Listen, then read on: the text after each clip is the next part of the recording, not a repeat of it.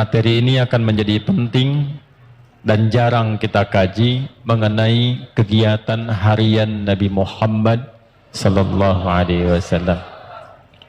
Bagaimana kegiatan harian Nabi? Apa yang dikerjakan oleh beliau sallallahu alaihi wasallam dari bangun tidur sampai tidur lagi? Itulah yang menjadi topik inti bahasan kita yang kita kenal dengan kajian As-Sunnah An-Nabawiyah, napak tilas kehidupan Nabi sallallahu alaihi wasallam.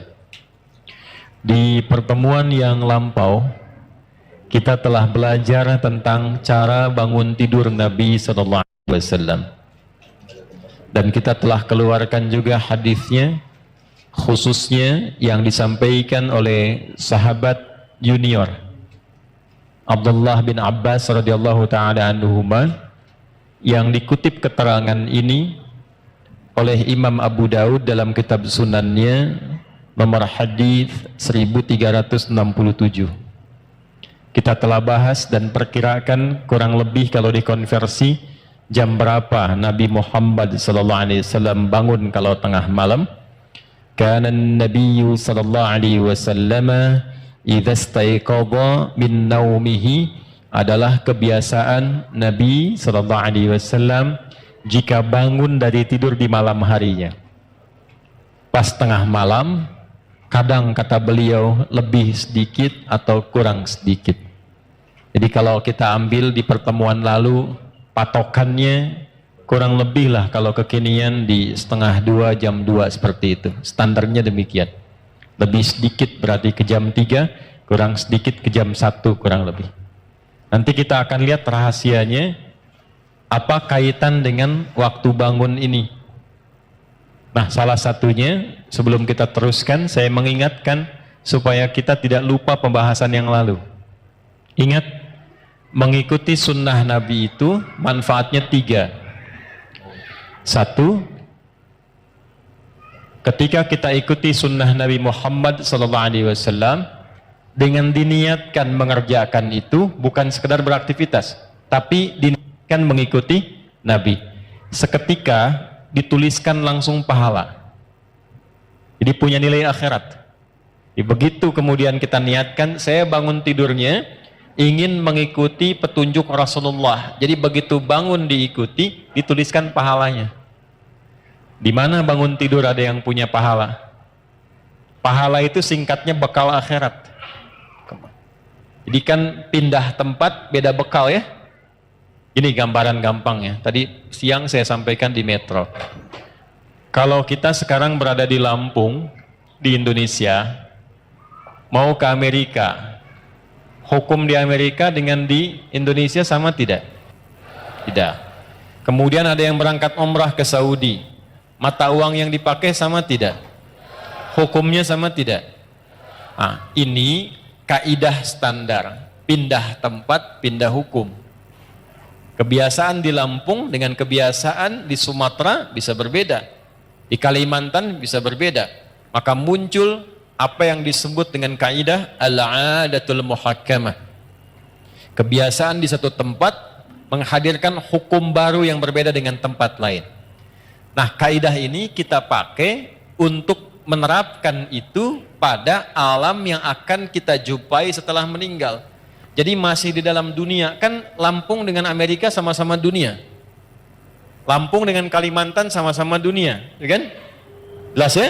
Sama-sama dunia saja, beda tempat, beda hukum. Sekarang kita akan meninggalkan dunia dan diviralkan di toa Masjid Ad-Du'a, telah meninggal dunia, ya kan?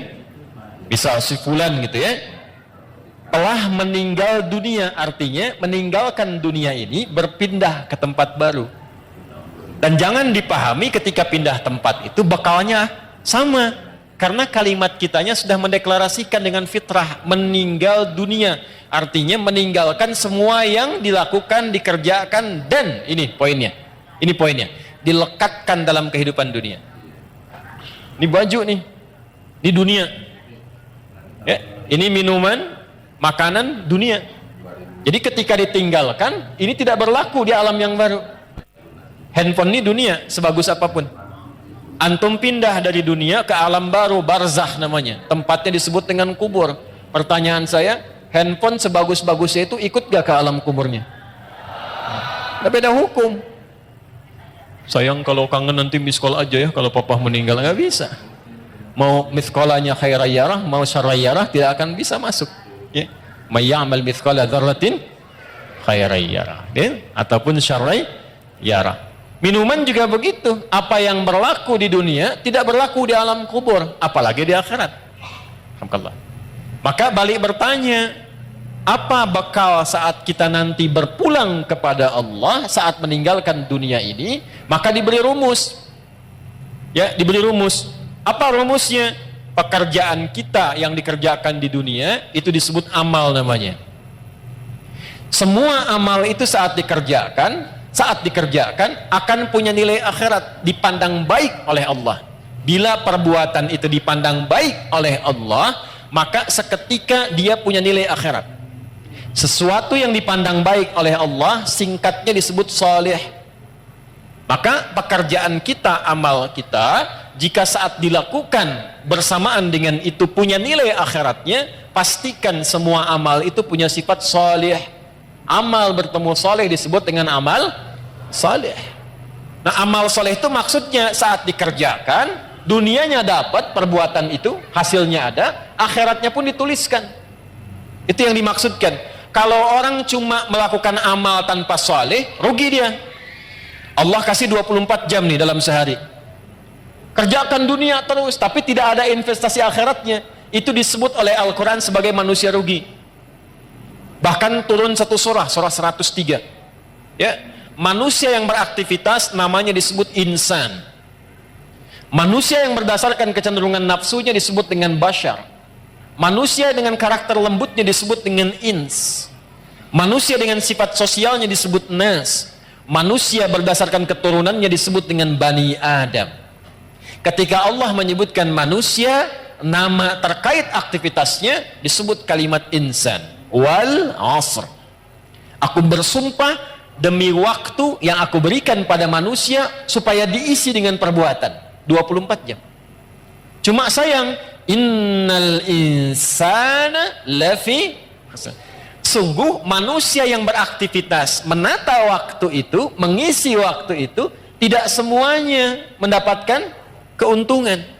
Tidak semua mampu mengolah waktu menjadi baik. Dan ada orang-orang yang ketika beraktivitas Allah pandang lafi khusr, rugi dia. Ya, rugi. Kenapa? Karena dia tidak menyiapkan bukan dunianya, bukan. Di sini bukan bicara dunia. Bukan bicara dunia. Jadi kalaupun Anda sukses, terukur urusan dunianya. Jam 7 saya kerjakan ini, jam 8 melakukan ini, jam 9 rapat di sini, jam 12 mendapatkan hasil ini, jam 3, jam 4, jam 5, sampai tidur di malam hari. Tapi dunia, ayat ini tetap mengatakan Anda rugi. Karena ketika Anda meninggalkan dunia itu, ternyata tidak punya apa-apa untuk dibawa. Maka Allah memberikan pilihan. Ya. Kalau saya tanya begini, Anda pilih dunia atau akhirat? Yang akhirat angkat tangan.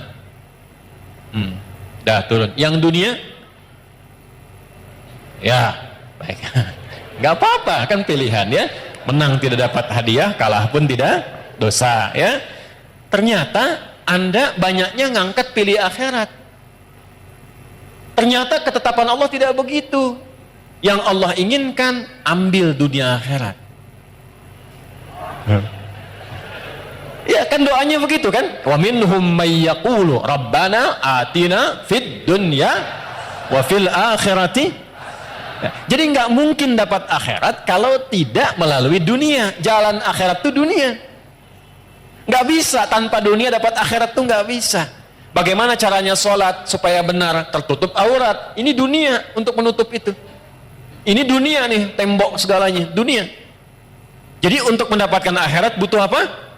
Nah, sifat pekerjaan dunia disebut amal, sifat keberkahan akhirat disebut soleh. Kalau ingin sekaligus dunia akhirat, maka pastikan setiap amal jadi illalladzina amanu wa amilus. Kecuali orang beriman, Allah ingin memberikan sindiran halus tapi dalam. Standarnya orang beriman itu pasti sukses dunia akhirat. Jadi standar orang beriman itu pasti amalnya soleh. Ya, begitu mengerjakan perbuatan punya nilai akhiratnya. Ini apa fungsi mata apa? Melihat. Tapi orang beriman melihatnya bukan sekedar melihat, karena kalau cuma melihat itu dunia. Dunia, semua bisa dilihat. Bagaimana caranya ketika mata ini melihat, melihatnya yang saleh. Karena itu ketika mata disebutkan, imannya ikut untuk menunjukkan standar orang beriman, matanya pasti saleh. Quran surah 24. Laki-laki ayat 30, perempuan 31. Qul lil mu'minin, mata dulu sebelum iman dulu sebelum matanya. Viralkan Muhammad SAW pada setiap insan yang mengatakan dirinya beriman. Yaghuddu min absarihim, matanya hanya digunakan untuk melihat yang baik saja, yang saleh. Jadi imannya bekerja. Nanti kelihatan ngeceknya. Nanti pas mau pulang, kan sendal banyak tuh di luar ya.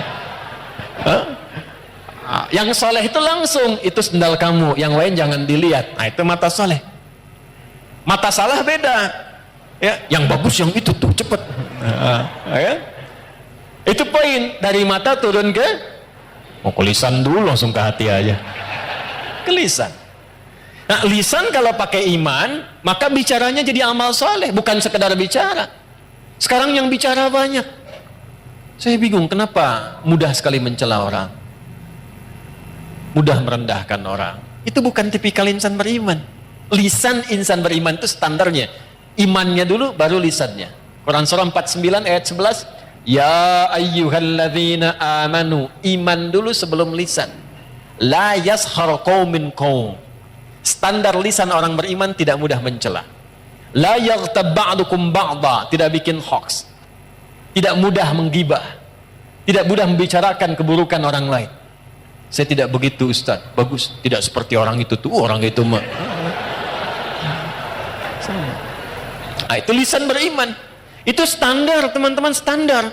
Jadi kalau ada kehilangan itu sekarang, mengaku beriman mudah menjatuhkan orang dengan lisan, mudah mencela, berarti ada masalah dalam imannya, di bawah standar itu. Ya sebentar. Ya betul, tuh kan bayi juga protes tuh. Nah sekarang untuk mengembalikan itu dari ujung kepala sampai ujung kaki supaya benar jadi amal saleh, lisan ini ketika bicara baik itu bukan sekedar dapat keberkahan dunia, tuliskan pahala akhiratnya. Ya, pahala akhiratnya dapatkan. Yang paling menarik nanti, dunia dapat, akhirat dituliskan. Itu satu, pola mengikuti Nabi. Dua, saya agak cepat. Orang yang membiasakan diri beraktivitas, mengikuti kegiatan Nabi, maka Allah akan merubah orang itu menjadi orang baik yang punya sifat keteladanan. Langsung jadi teladan. Dalilnya Pak? Quran surah ke-33 ayat 21. Laqad kana lakum fi rasulillahi uswatun. Dan sungguh jangan ragu, telah aku tetapkan pada kepribadian Rasulullah sallallahu alaihi wasallam itu suri teladan yang baik. Ada qudwah, ada uswah, itu berbeda. Qudwah, teladan, bisa diikuti, tapi yang mengikuti belum tentu jadi teladan lagi.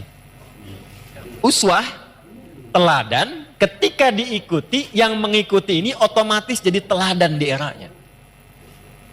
Contoh, Abu Bakar itu siapa masuk Islam?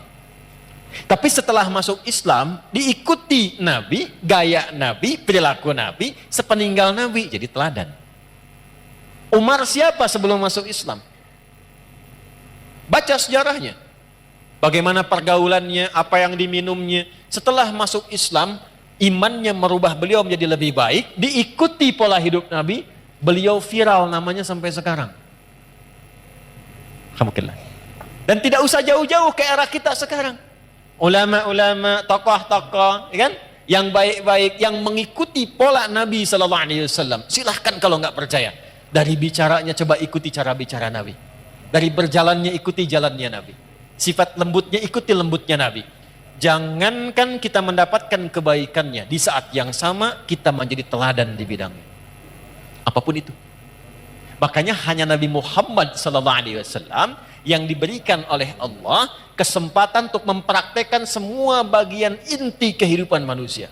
anak beliau jadi anak, suami jadi suami, kemudian maaf, suaminya pun diperkenankan istrinya lebih daripada 4. Kenapa? Saya pernah sampaikan termasuk di sini, karena seluruh istri Nabi itu mewakili semua karakter perempuan di muka bumi. Jadi nanti kalau antum pulang ke rumah tinggal dicek istri antum mirip siapa. Hah? Lihat tuh. Kalau Sayyidah Khadijah agak jarang tuh. Begitu dilihat setengah masalah hilang. Ya, Sayyidah Khadijah dengar kata-katanya masalah hilang betulan. Antum lihat istri tambah masalah, repot. Ya. Maka berlatih. Jadi ayah, figur. Jadi kakek, figur. Jadi pemimpin, figur. Pedagang, figur. Perawat yatim, figur. Jadi tetangga, figur. Tetangga Nabi. Sekarang tetangga masa gitu. Ya. Dulu semua jadi contoh. Nah ini poin. Yang telah kepada orang itu. Turun cinta Allah. Ini yang mahal. Jadi di antara amalan yang cepat mendapatkan cinta Allah itu salah satu amalan yang intinya mencoba meneladani keutamaan Rasulullah SAW. Itu begitu dikerjakan, walaupun mungkin awalannya sederhana, tapi kita sedang mencoba mendapatkan cinta Allah Subhanahu Wa Taala. Apa dalilnya? Quran surah ketiga Ali Imran di ayat ke-31. Qul in kuntum tuhibbunallaha fattabi'uni yuhibbukumullah. Katakan Muhammad, viralkan kepada umatmu, siapa yang serius mencintai Allah, buktikan cintanya dengan mengikuti petunjuk Nabi Muhammad SAW. Ikuti kebiasaannya. Bukan hanya sholatnya, awas. Sholatnya seperti sholat Nabi, bagus, akhlaknya kayak Nabi enggak? Jangan sampai sholatnya ritual diikuti, tapi hikmah sholatnya enggak dipraktekkan. Inna sholata tanha anil fakhsya. Katanya sholatnya pakai dalil, tapi lisannya fahsya, manfaat sholatnya nggak ada. Tangannya mungkar, manfaat sholatnya nggak ada. Itu poinnya. Jadi semua aspek bagian kehidupan kita ketika diikutkan mengikuti Nabi, bukan hanya sholatnya, tidurnya, jalannya, berpakaiannya, bahkan mau masuk toiletnya, keluar toiletnya, saat yang sama Allah menurunkan cintanya. Kalau sudah cinta Allah diturunkan, maka semua akses dibuka, semua salah ditutup. Dosa diampuni, wa yaghfir lakum dzunubakum. Diampuni dosa itu artinya dijaga hidup kita dari perbuatan-perbuatan salah, apapun pekerjaan kita selama hidup. Jelas sampai sini? Paham?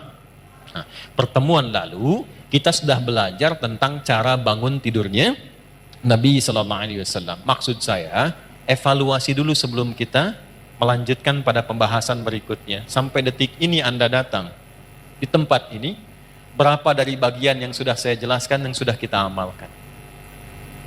Ya, kana Nabi sallallahu alaihi wasallam, saya bacakan lagi hadisnya, kama qala, adalah kebiasaan Nabi sallallahu alaihi wasallam, idza staiqadha min naumihi, kalau beliau bangun dari tidurnya, fajalasa, maka beliau duduk terlebih dahulu. Ya, secara medis ini bagus. Sesuai. Jadi jangan langsung bangun, langsung lari ke kamar mandi. Sempoyongan jatuh antum. Ya, duduk dulu tenang. Tapi niatkan bukan sekedar duduk. Bukan karena medis mengatakan itu baik. Bukan. Karena Nabi ngasih contoh. Itu poinnya. Kemudian, وَمَسَحَ بِيَدِهِ مِنْ أَثَرِ نَوْمِهِ. Dia gunakan bagian tangannya yang bersih untuk menghilangkan bekas ngantuknya. Ya. Jadi walaupun bangunnya 1:30, duduk dulu. Kan dalam duduk itu yang tenang kadang-kadang kan masih begini, ya. Apa bahasa Jepangnya? Nundutan, gitu ya. Ya, kadang kan masih begini kan, begitu sadar udah jam 2. Dan itu belum sadar penuh. Jadi bukan langsung baca doa. Doa itu dipanjatkan dalam keadaan sadar. Bukan masih ngantuk.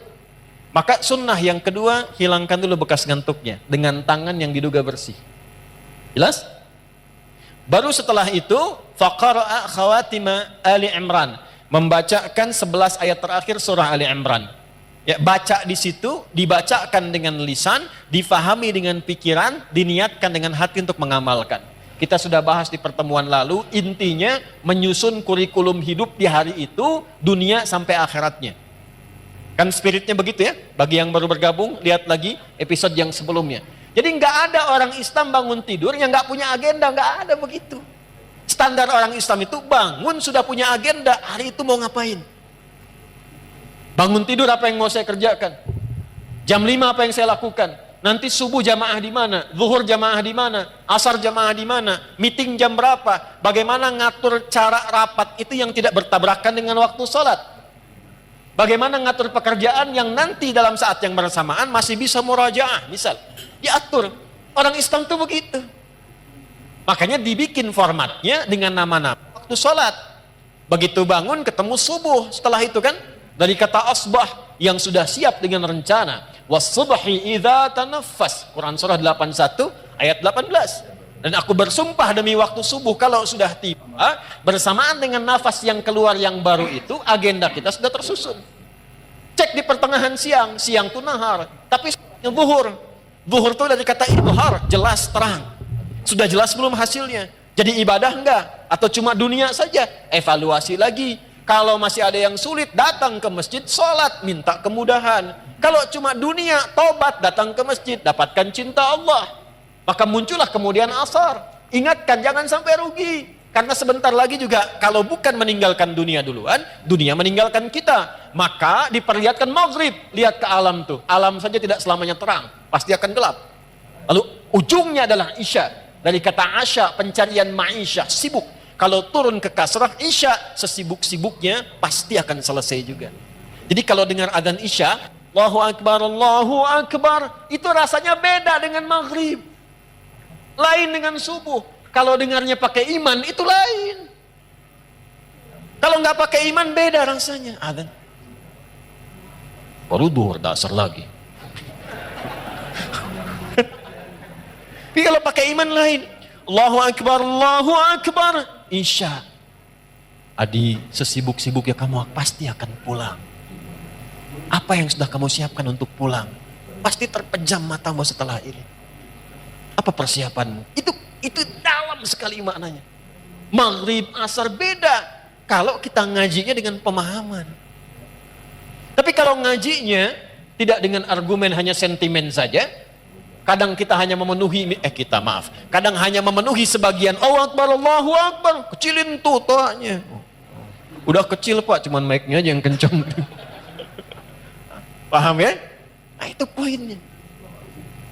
Jadi apa yang kita bahas di pertemuan lalu seharusnya sampai sekarang diwujudkan oleh kita. Tidak ada kita bangun dari tidur kecuali kita punya program yang terukur.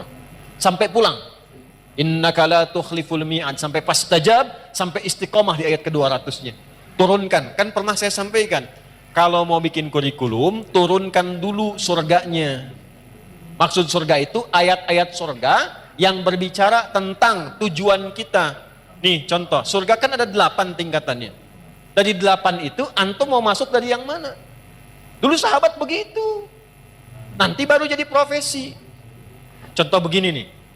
Yang pengen masuk surga Firdaus misalnya angkat tangan. Angkat aja nggak apa-apa, yang namanya berharap kan.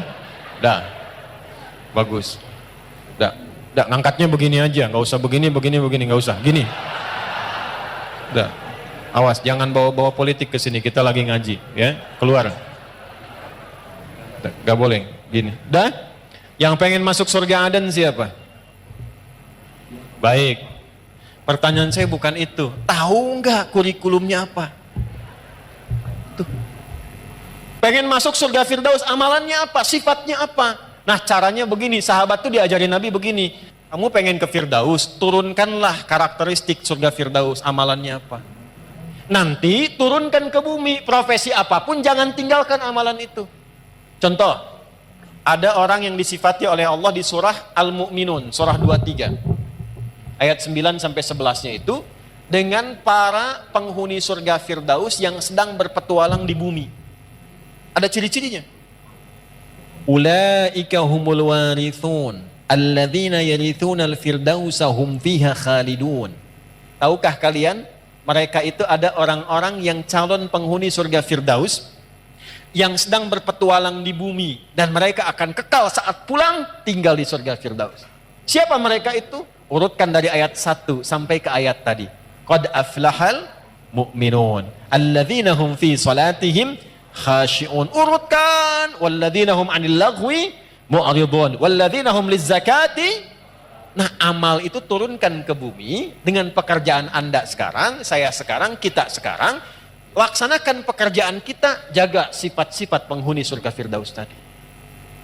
Gitu caranya. Nah, itu kurikulum dihadirkan, diingatkan setiap bangun dari tidur. Sunnahnya baca itu. Itu maksudnya. Jadi bukan sekedar dibaca. Karena agama ini bukan cuma bacaan, tapi pemahaman dan amalan.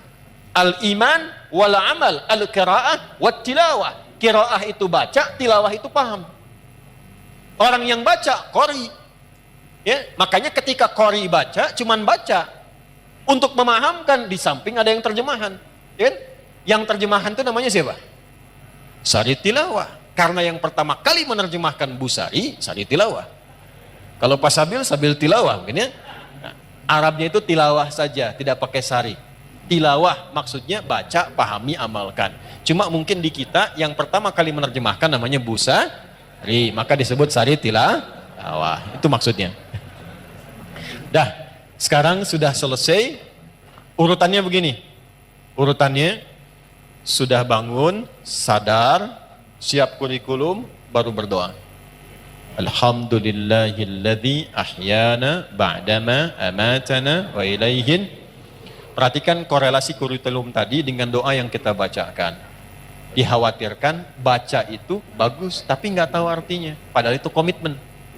Terima kasih ya Allah, yang telah memberikan saya kesempatan untuk menjalani hidup hari ini.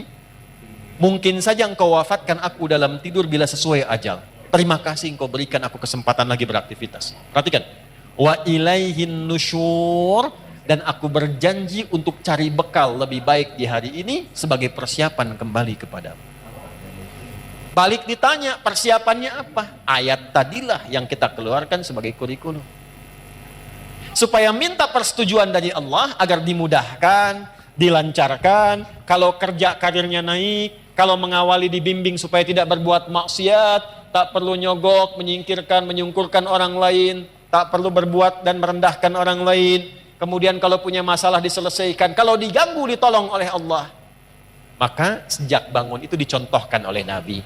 Kalau sudah punya rencana, sudah berdoa, kerjakan amalan ini. Apakah amalan itu? Kita teruskan hadisnya. Halo? Thumma dhahaba ila shinnin mu'allaqah. Kemudian Nabi memberikan contoh, pergi ke tempat tertutup, fatawadda, lalu berwudu. Wudu. Wudu sudah pernah saya contohkan di fikih sholat dulu ya. Tidak perlu diulang lagi di sini. Sehingga nanti teman-teman yang baru bergabung lihat episode sebelumnya. Ada tambahan yang suami istri sudah bergaul, kemudian mandi terlebih dahulu. Dan saya sudah bikin video khusus tentang mandi janabah. Ya, bahkan saya praktekkan masih pakai baju tuh bersih dengan air itu ya. Silahkan dicek, itu sudah saya tunjukkan. Sekarang amalan apa setelah wudu itu? Yang saat kita mengamalkannya, dibawalah kurikulum tadi, dimintakan kepada Allah kemudahan dan segalanya. Yang hebat, saat itu dikerjakan, langsung Allah jamin 4 hal yang tidak diberikan kepada orang, bahkan muslim, bahkan orang beriman, mengerjakan sholat 5 kali dalam sehari, menunaikan zakat, mengerjakan umrah, melakukan haji, rajin puasa, tapi tidak mengerjakan amalan ini, tidak mendapatkan 4 keutamaan ini. 4 keutamaan itulah didapatkan di Quran dulu, dalilnya pakai Quran dulu. Quran surah ke-17 Al-Isra di ayat 79 sampai dengan ayat 80-nya. Saya bacakan cepat. Wa minal laili fatahajjad bi nafilatal laka. 1. Asa an yab'athaka rabbuka maqaman mahmuda. 2. Wa qur rabbi adkhilni mudkhala sidq. 3. Wa akhrijni mukhrajas sidq. 4. Waj'alni min ladunka sultanan nasira. Lihat kaitannya dengan kurikulum tadi. Saya agak cepat nguraikannya begini ya. Sebentar. Waktu kita terbatas, tolong fokus dengan baik ya. Belakang kelihatan ini? Ah ya, kelihatan. Belum saya tulis udah kelihatan. Imannya kuat banget belakang tuh. Ini saya urutkan ya, diagramnya begini. Bangun, bangun tidur. Siapa yang bilang tadi itu? Mau tidur, tidur lagi. Mau tidur doa. Kan sudah Nabi ini. Bangun tidur. Ya. Duduk. Hilangkan bekas ngantuk.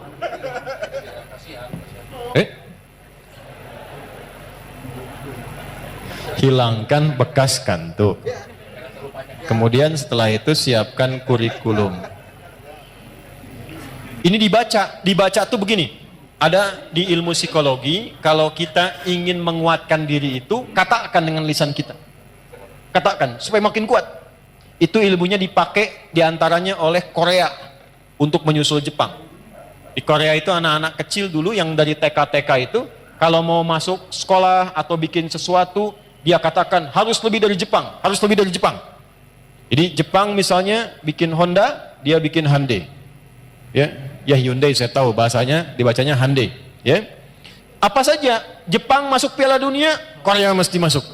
Ya, apa saja dibuat. Nah itu dikatakan Jepang lebih dulu.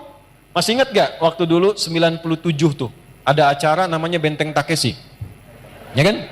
Begitu mau nembak, katakan kamu bisa, kamu bisa, kamu bisa, nah kan? Ya kan? Semusim dengan Dragon Ball itu kan? Ya, Susuke Watanabe dulu yang nulis Dragon Ball itu. Kenapa jadi ke situ ya? Nah ini bacakan, katakan Quran surah 3 ayat 190 sampai 200. Tapi saat dibaca itu kita sudah siapkan pekerjaan kita kan beda-beda. Tapi sifatnya sudah diturunkan. Setelah itu baru doa. Alhamdulillahilladzi ahyana ba'dama amatana wa ilaihin. Nah, setelah berdoa dan mengatakan wa ilaihin nusyur, barulah adabnya dicontohkan oleh Nabi. Bawa kurikulum ini, bersihkan diri dulu, wudhu dengan baik, tunaikanlah kemudian amalan yang disebut dengan tahajud. Ya. Di tahajud ini bukan amal biasa. Ini penting. Ini rahasia di antara kita ya. Kita aja nih malam ini. Shh. Tahajud itu amal yang tidak pernah ditinggalkan Nabi, bahkan dalam sakit dan misi militernya. Nabi dikonfirmasi oleh Sayyidah Aisyah radhiyallahu taala anha, dalam sakit pun itu masih memaksakan tahajud walaupun sampai duduk. Bengkak kaki masih tahajud. Kesaksian beberapa sahabat menjelang misi militer karena diserang harus bertahan. Maka yang terjadi apa? Semua bersiap, berbaris, ada yang lihat semua tidur kecuali Nabi di bawah pohon masih tahajud. Masih tahajud. Ulama kemudian meriset, dicari apa sebetulnya pentingnya tahajud ini sampai Nabi itu ngasih contoh, sampai nanti ada komen dari sahabat-sahabat terdekat Nabi, bahasa kitanya begini, kalau kita masih mampu jangan tinggallah. Kemudian apa keistimewaan tahajud ini, pentingnya apa? Di Islam itu runtut semuanya. Saya langsung cepat dulu. Orang-orang yang datang membawa kurikulum hidup, lalu dia menunaikan malamnya tahajud. Ingat, saya belum bicara fikih ya. Kalau fikih itu cuman membahas tentang sholatnya saja. Enggak terkait dengan ini pun Anda sholat, sah sholatnya. Tapi kalau kita menginginkan hikmah, ada keberkahan di balik tahajud yang terkait dengan kehidupan kita, pahami ininya dulu. Kalau ngajinya nggak begini, nggak masuk. Jelas ya? 1. Asa ayyab'athaka rabbuka maqaman mahmuda. Orang yang konsisten, ingat konsisten. Ya, bukan malam ini tahajud, besok tidak. Besoknya tahajud, besoknya tidak. Kenapa kamu begitu? Ah, saya melihat ada puasa Daud, mungkin ada tahajud Daud juga gitu kan? Itu tidak demikian. Dia jaga tiap malam, maka 1, Allah akan angkat derajatnya. Kalau di dunia itu karirnya atau pekerjaannya, kalau di akhirat itu tingkatan surganya. Maqaman mahmuda, di tempat terbaik yang orang pun semua memahami dia memang layak. Contoh, karir. Ada orang pengen dapat jabatan nyogok? Ada yang menyuap? Ada nggak orang sudah dapat jabatan tapi orang lain nyoal? Dia nggak layak di situ, ada? Amalan ini membimbing pelakunya, apapun pekerjaannya, diangkat oleh Allah ke tempat tertinggi dan orang semua paham, pantas memang dia ada di situ. Satu. Jelas? Dan dua, ini yang menarik. Wa qur rabbi adkhilni mudkhala sidqin. Perintah dari Allah, katakan, Rabbi adkhilni mudkhala sidqin. Ya Allah, bimbing hamba mengawali aktivitas ini dalam bimbinganmu dengan cara yang terbaik. Orang yang rajin tahajud, pekerjaannya dibimbing Allah. Insya Allah. Ya. Ada orang skripsi dibimbing dosen pinter banget. Rumah tangga dibimbing. Seakan-akan gak punya masalah. Begitu ada masalah, ditiap masalah. Bukan gak punya masalah. Kadang-kadang masalahnya banyak, sama. Antum jangan kira seorang kiai, ustadz kayak saya nggak punya masalah. Banyak masalah. Apa nggak banyak tuh? Ya. Kalau kita tidak mendekat kepada Allah, tidak bangun komunikasi, tidak tersambung, nggak mudah. Nggak mudah. Jadi kiai itu nggak mudah. Nggak bisa pensiun. Ya. Nggak boleh menyembunyikan ilmu. Ngajar nggak boleh cari dunia. Nggak boleh saya mikirin amplop. Doa-doa besar nih, kalau tebal itu sahih. Kalau tipis, dhaif. Tipis tapi banyak, sahih li ghairihi. Nggak ada. Nggak boleh bicara tarif, nggak boleh minta-minta begitu, ikhlas kalau mengajar. Jangan menyembunyikan. Yang paling repot tuh begini, kalau disampaikan, ente ngamalkan. Jadi kalau saya misalnya sekarang pandai nasihati, tidak mengamalkan, itu dicela oleh Allah. Afala ta'qilun, otak kamu di mana, kata Allah. Dan nggak bisa pensiun. Itu kalau nggak bangun komunikasi, tersambung dengan Allah dengan cara yang baik, tidak mudah. Yang keempat, waj'alli min ladunka sultanan asyara. Dilindungi oleh Allah. Allah langsung yang lindungi. Bisnis jangan dikira teman-teman itu berjalan begitu saja. Ada persaingan. Kadang-kadang Anda yang pasang tender begitu dapat, orang lain yang ngambil. Ada begitu? Ada. Al-Baqarah 155 isyaratnya. Ada yang tiba-tiba dijegal, ada yang tiba-tiba begini begitu. Ini dekati amalannya. Jadi begitu kita menunaikan tahajud, bukan persoalan detilkan sekarang, bukan. Kurikulum kita apa nih kegiatannya? Antum pekerjaan apa? Di kebun, di sawah, bertani, berkantor, jualan, dagang. Ini kan kurikulumnya. Susun sampai akhirat, tunaikan tahajud, minta sama Allah dalam sujud. Karena itu di Al-Insan ayat ke-26 dikonfirmasi di ujungnya, wasabbihu lailan tawila. Sujud, tasbih, minta yang panjang supaya kurikulum yang disusun ini dimudahkan oleh Allah dengan 4 sifat ini. Kalau belum sanggup bangun, ya Allah, itu disindir lagi di Quran surah 73 itu. Ya ayyuhal muzammil, duhai yang sedang enak pakai selimut. Qumil laila illa qalila. Kamu pengen lancar, pengen senang, pengen mudah, pengen bahagia, tapi kamu jauh dariku. Aku aja dibegitukan. Tuh. Nisfahu awi qusbinhu qalila. Gak usah panjang-panjang. Ini manhaj nanti. Begini cara menunaikannya. Sedikit aja, walau 2 rakaat. Walau witirnya 1 rakaat. Tunaikan dengan ikhlas. Bacakan surat Al-Ikhlas kalau terasa panjang. Saya lihat, yang paling menarik tuh begini. Lihat poinnya, lihat poinnya. Ini yang paling menarik. Allahu Akbar. Inna laka fin nahari sabahan tawila. Kamu ini menarik, kata Allah. Siangnya sibuk cari dunia, malamnya terlelap dengan selimut. Cita-cita masuk surga, amalan belum cukup. Bangun dong, tuh, bangun. Jadi kalau ditanya apa manfaat tahajud dan apa hubungannya dengan doa saat bangun tidur, ini korelasinya.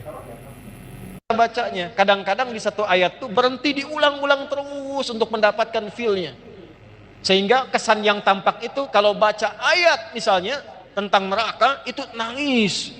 Tentang siksa, ancaman, nangis. Ya, tentang janji kebaikan, berharap yang dalam. Nah, mendapatkan feel itu bagaimana?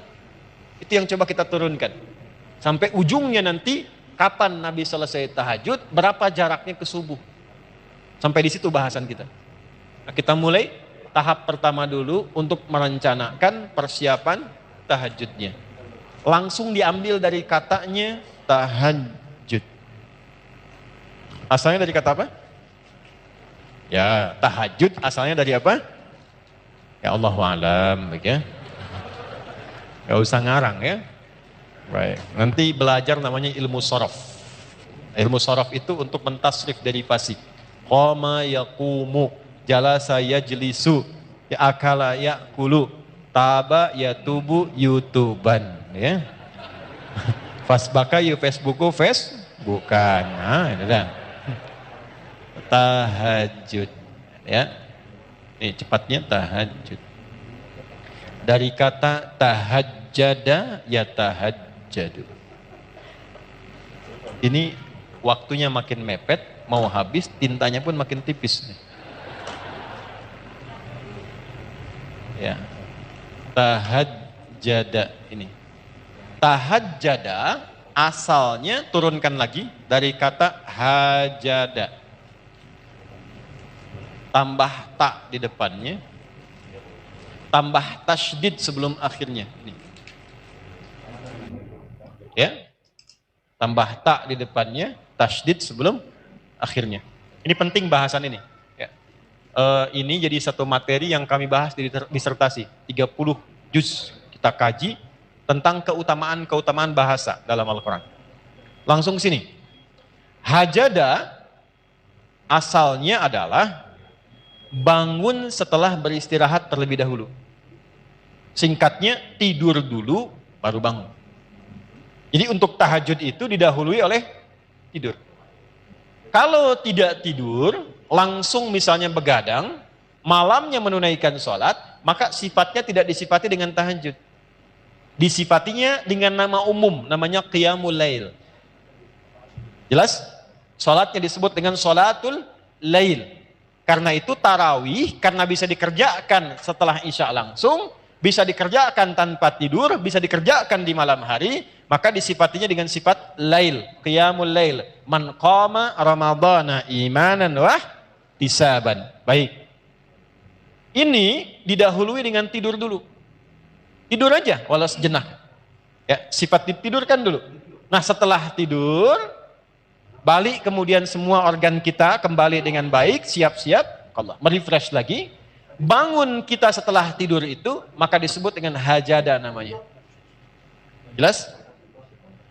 Kalau kita ingin mengukur, pengen bangun di waktu tertentu. Misal, saya ingin bangunnya, kalau 1:30 terlalu awal, saya ingin 2:30 misalnya. 2:30. Lalu target ini kita ukur, disiapkanlah, berusaha untuk bangun. Berusaha.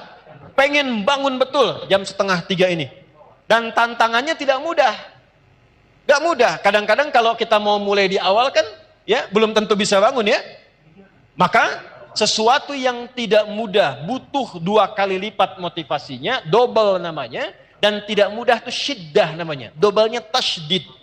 Maka ditambah ta di depan untuk menunjukkan kesungguhan, ditambah tasydid sebelum akhir untuk menunjukkan perkara ini tidak mudah.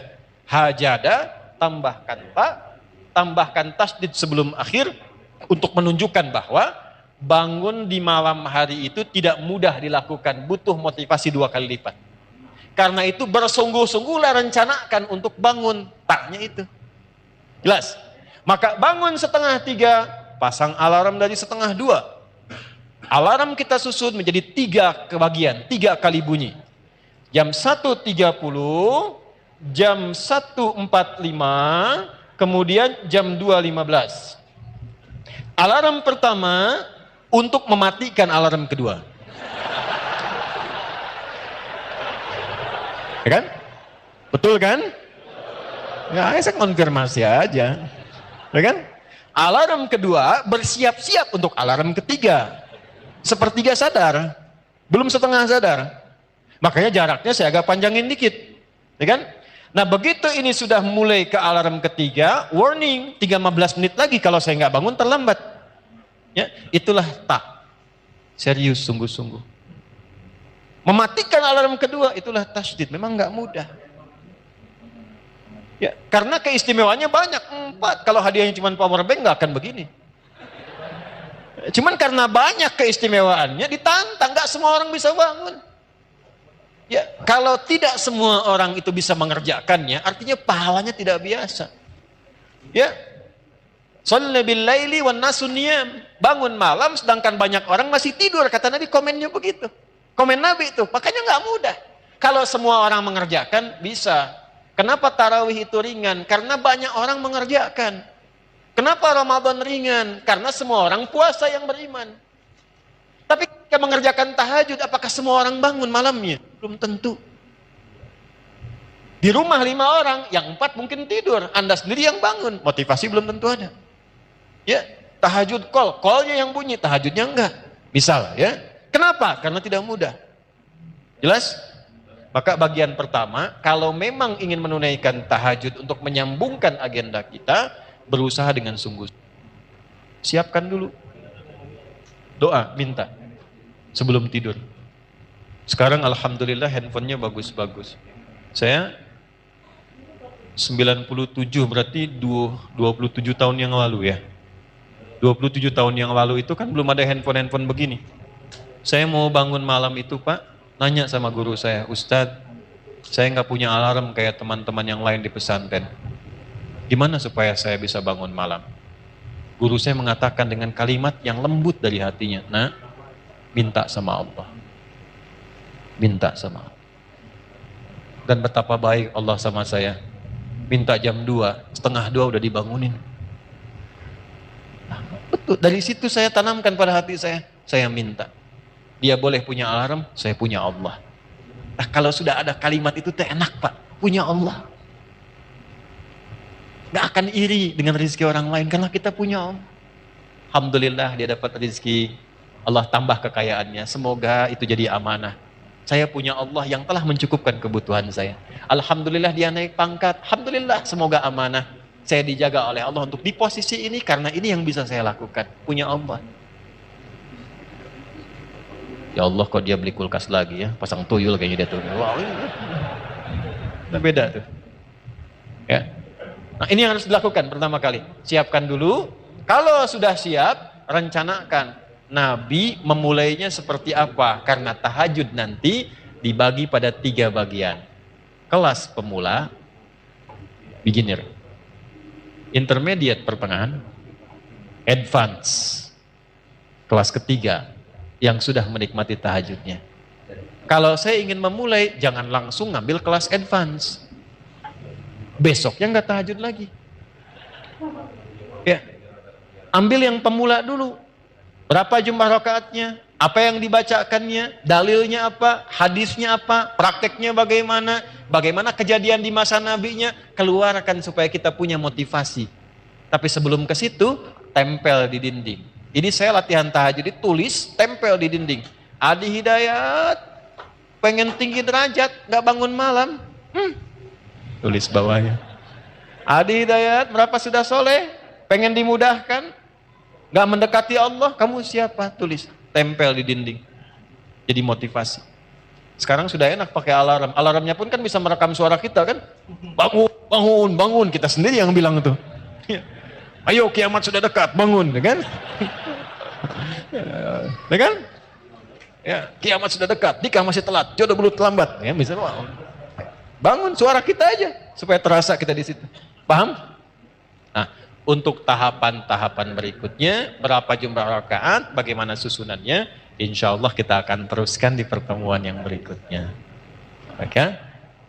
Insya Allah, tolong DKM panitia diingatkan saya ya. Pertemuan berikutnya saya bawa catatan untuk dibagi. Atau nanti kita upload, teman-teman bisa download dari situ. Jadi langsung nanti masing-masing bisa bawa ke handphonenya masing-masing tentang materi-materi yang kita bahas. Sepakat ya? Insya Allah ya. Baik, baik. Jadi itu yang bisa kita dapatkan dari pelajaran malam hari ini. Karena tadi saya harus tepati waktu dan kita mengatur untuk ke Bakahuni. 1. Kalau sudah dapat ilmunya, berdoalah pada Allah untuk dibimbing mengamalkannya. 2. Sibukkan memperbaiki diri. Sehingga dengan kesibukan itu kita tidak banyak menyoal diri orang lain.